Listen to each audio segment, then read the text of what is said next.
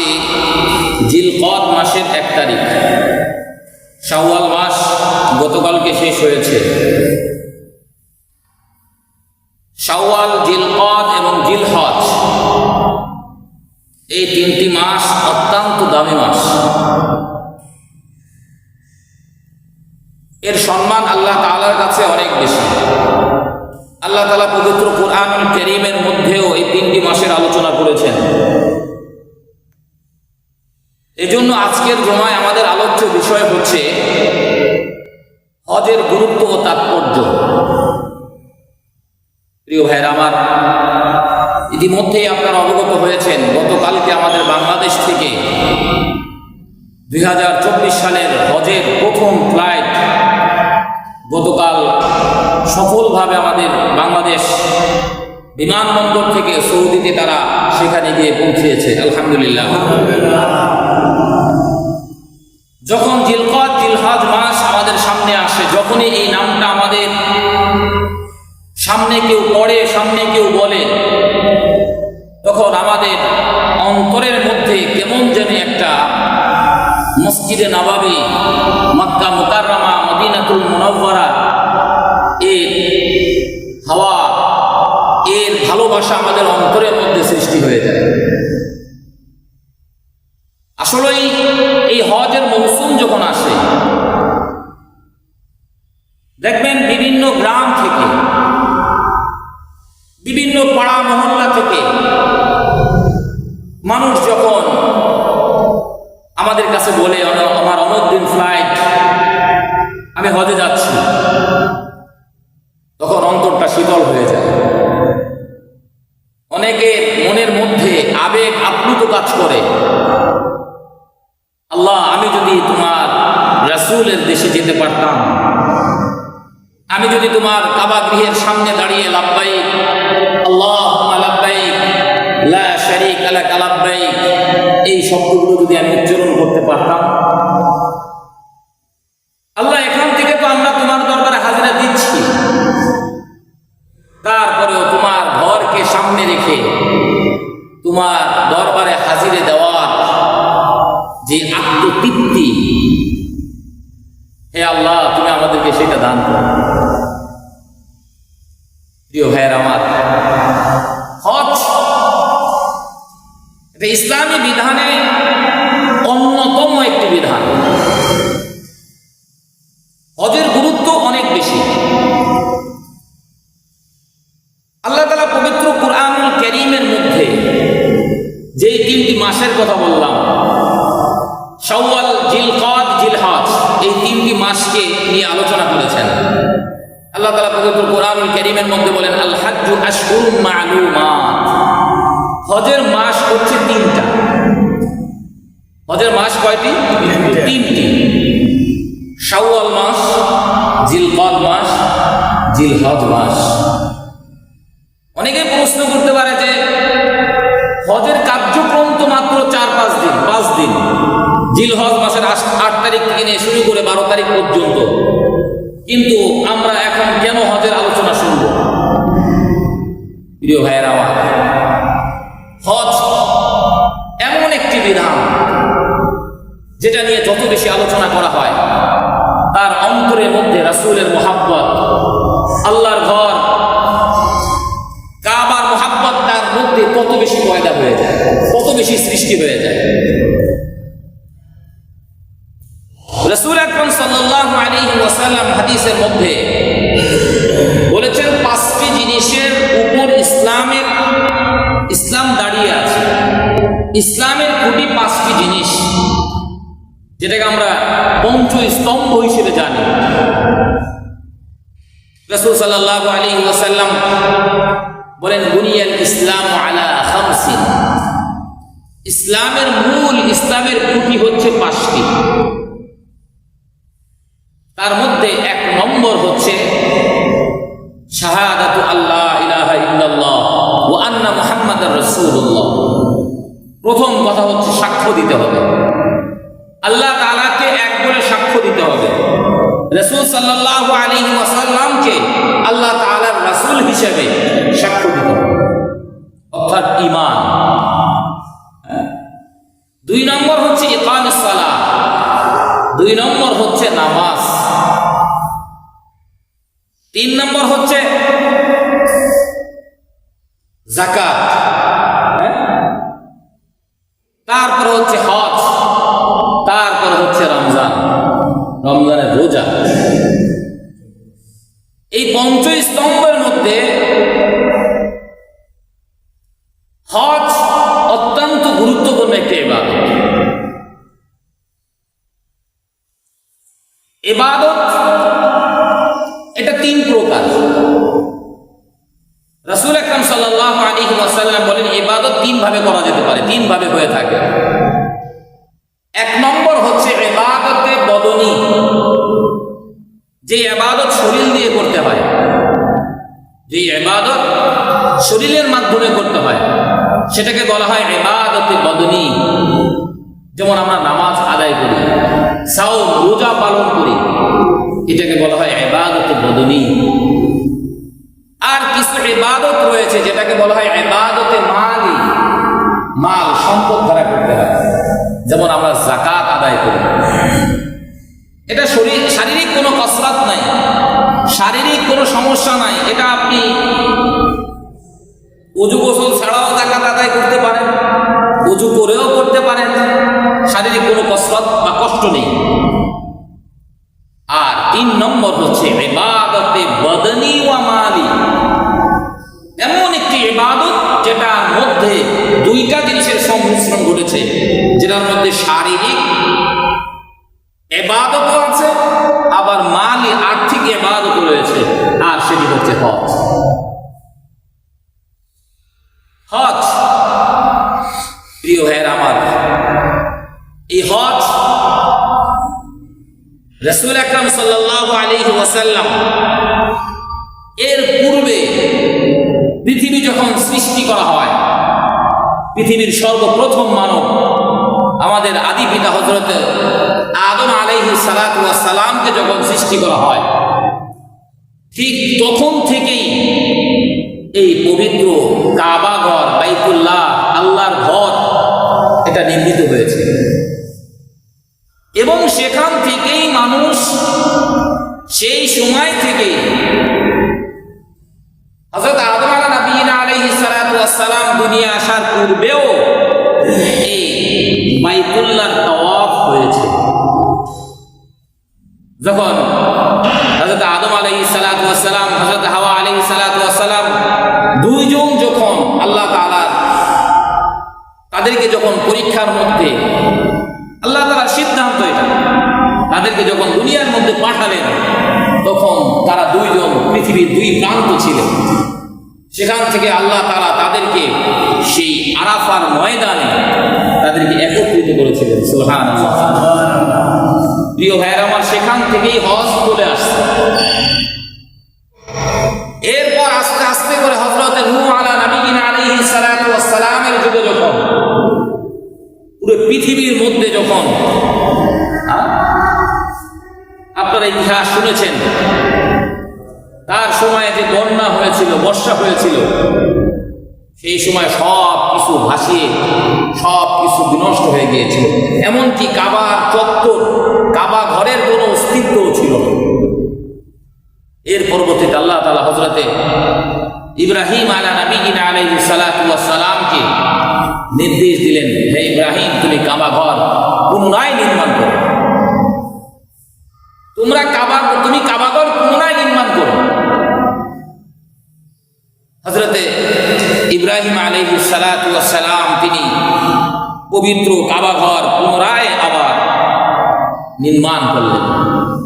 এরপর আল্লাহ তাআলা তাকে নির্দেশ দিলেন যে, হে ইব্রাহিম, তুমি মানুষকে হজের জন্য আহ্বান করো, তুমি মানুষকে হজের জন্য ডাকো। এই কথাগুলো আল্লাহ তাআলা পবিত্র কুরআনুল কারীমের মধ্যে বলে দিয়েছেন। সূরাতুল হজের মধ্যে আল্লাহ তাআলা বলেন 27 নম্বর আয়াতে, ইব্রাহিম আলাইহিস সালাতু ওয়াস সালামকে যে ঘোষণা দিয়েছিলেন, তাকে যে নির্দেশ দিয়েছিলেন, সেই কথা আল্লাহ তাআলা পবিত্র কুরআনুল কারীমের মধ্যে বলে দিয়েছেন। আল্লাহ তাআলা বলেন, ওয়া'আদ্দিন ফিন নাসি বিল হজ্জি ইয়াতুকা রিজালান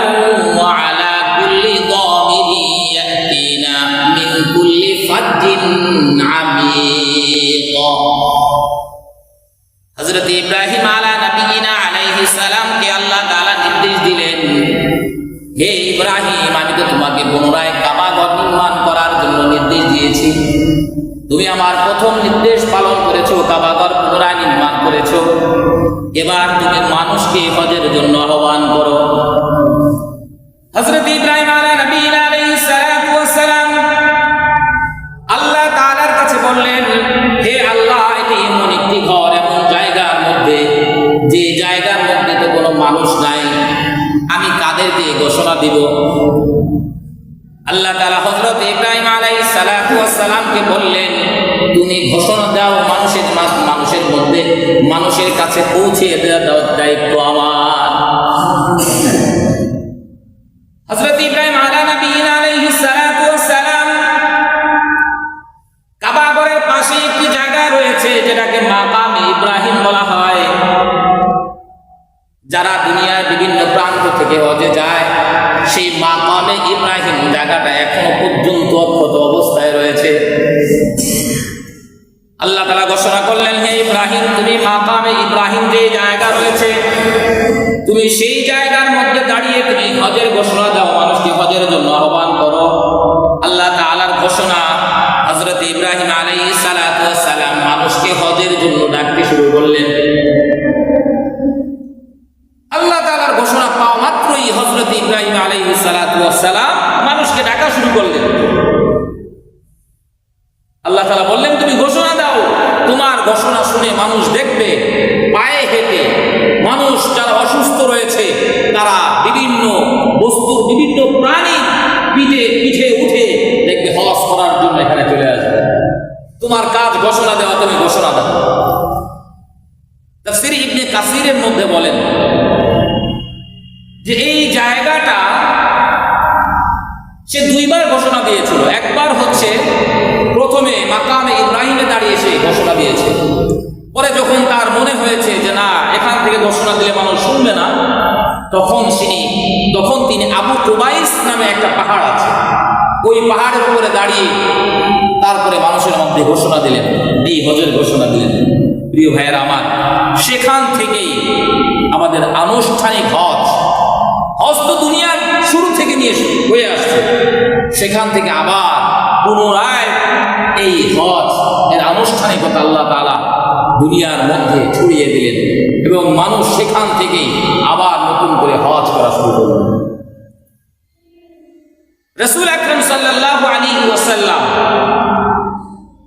এর জামানায় হজ আল্লাহ তাআলা ফরজ করেছেন নবম হিজরিতে। কত হিজরিতে? নবম হিজরিতে। এই নবম হিজরিতে আল্লাহ তাআলা হজকে ফরজ করেছেন, কিন্তু রাসূল আকরাম সাল্লাল্লাহু আলাইহি ওয়াসাল্লাম নবম হিজরিতে হজ করেন নাই। তিনি হযরত সিদ্দিক আকবর আবু বকর রাদিয়াল্লাহু তাআলা আনহুকে তিনি আমিরুল হজ, অর্থাৎ যারা হজ করতে যাবে তাদের নেতা হিসেবে একটি দল, একটি কাফেলা তিনি মদিনা থেকে মক্কা শরীফে পাঠিয়েছিলেন। প্রিয় ভাইয়েরা আমার, দশম হিজরিতে হযরত মুহাম্মদুর রাসূলুল্লাহ সাল্লাল্লাহু আলাইহি ওয়াসাল্লাম তার সমস্ত সাহাবীদেরকে নিয়ে তিনি হজ পালন করেছিলেন এবং ওটাই ছিল রাসূল সাল্লাল্লাহু আলাইহি ওয়াসাল্লামের জীবনের সর্বশেষ হজ, যেটাকে আমরা বিদায় হজ বলতে পারি। এবং বিদায় হজের ভাষণ আপনারা বিভিন্ন জায়গায় বিভিন্নভাবে শুনেছেন, বিভিন্নভাবে শুনে থাকবেন। অত্যন্ত দুঃখ এবং পরিতাপের বিষয় হলো আমাদের বাংলাদেশের যে পাঠ্যপুস্তক সিলেবাস আছে, সেই সিলেবাস থেকে এই বিদায় হজের এই চ্যাপ্টারটাকে তুলে দেওয়া হয়েছে, তুলে ফেলেছে। এটা দেখেন, মদিনার সনদ একটা সময় এই পাঠ্যপুস্তকে ছিল, শিক্ষা বোর্ডের মধ্যে ছিল, কিন্তু সেটাকে তুলে দেওয়া হয়েছে। যারা তুলে দিয়েছে তাদের